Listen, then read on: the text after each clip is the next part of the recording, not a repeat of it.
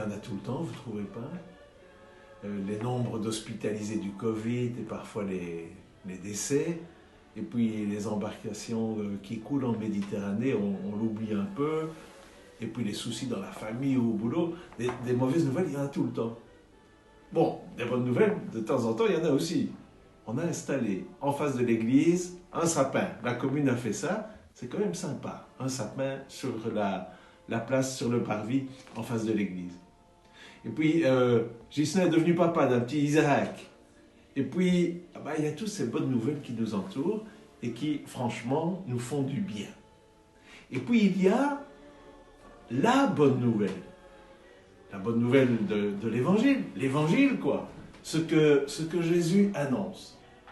Alors, vous vous souvenez, Jésus est dans la synagogue de Capharnaüm. Il ouvre le livre et il lit ceci dans le prophète Isaïe. Je prends le livre et je le lis aussi. « L'Esprit du Seigneur Dieu est sur moi. Le Seigneur, en effet, a fait de moi un Messie. Il m'a envoyé porter joyeux message aux humiliés, panser ceux qui ont le cœur brisé, proclamer aux captifs l'évasion, aux prisonniers l'éblouissement, proclamer l'année de la faveur du Seigneur. » Bonne nouvelle, le Seigneur est avec nous, il est pour de bon. Et Jésus dit cela, il est venu dans le monde et rien ne sera jamais plus comme avant. L'Esprit du Seigneur est sur lui et il était porté joyeuse nouvelle aux humiliés. Vous savez, ceux qui sont cassés là, qui sont toujours méprisés, la bonne nouvelle c'est Dieu est avec eux. Dieu est avec nous chaque fois que nous sommes humiliés. Et puis il a envoyé penser ceux qui ont le cœur brisé, vous savez, les réconforter, les consoler. Ceux qui sont cassés, voilà que Dieu vient les consoler.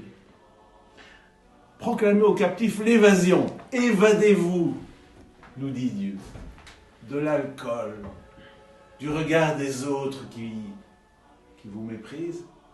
Évadez-vous du regard que parfois vous portez sur vous-même. Évadez-vous. Rentrez dans le regard de Dieu. Proclamer aux captifs l'évasion, aux prisonniers l'éblouissement. Les prisonniers sont dans le cachot, là, dans les ténèbres, et puis ils sortent à la lumière, ils sont éblouis. Eh bien oui, que vraiment la lumière du Seigneur puisse nous éblouir. Le Seigneur vient nous proclamer une année de bienfaits. Alors les années se suivent, 2020 c'était catastrophique évidemment, mais au plus profond, la bonne nouvelle, c'est qu'à travers les années, Dieu est avec nous.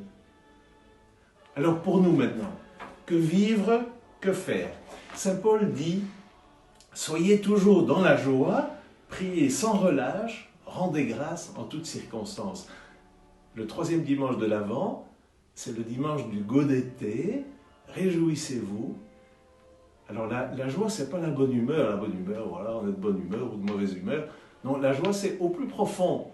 Même quand c'est dur, c'est difficile, savoir que l'on est aimé de Dieu, que l'on ne sera jamais seul et que l'on pourra tout traverser. Ça, c'est la vraie joie. Alors nous sommes les uns les autres prophètes, comme Jean-Baptiste est prophète, appelés à rendre témoignage à la lumière. Et Saint Paul nous dit, n'éteignez pas l'Esprit Saint. Voilà, n'éteignez pas l'Esprit Saint. Vous avez reçu cette lumière à votre baptême, ne l'éteignez pas. Et heureusement, si vous arrive de l'éteindre, il y aura toujours quelqu'un qui sera présent pour vous rallumer le feu. Nous sommes prophètes comme Jean-Baptiste, et puis nous sommes aussi Christ comme Jésus. Cette huile-là, l'huile du Saint-Crème, elle a été versée sur notre tête, au jour de notre baptême, au jour de notre confirmation. Eh bien, le Seigneur nous choisit pour que nous puissions apporter dans le monde aussi, à la suite de Jésus, ce monde neuf qui est selon son cœur. En ce troisième dimanche de l'Avent, que nous puissions, avec la Vierge Marie, chanter à nouveau le cantique « Mon âme exalte le Seigneur, exulte mon esprit en Dieu mon Sauveur ». C'est un monde nouveau qui est en train de germer. Oui, que ce monde neuf vienne. Bon dimanche.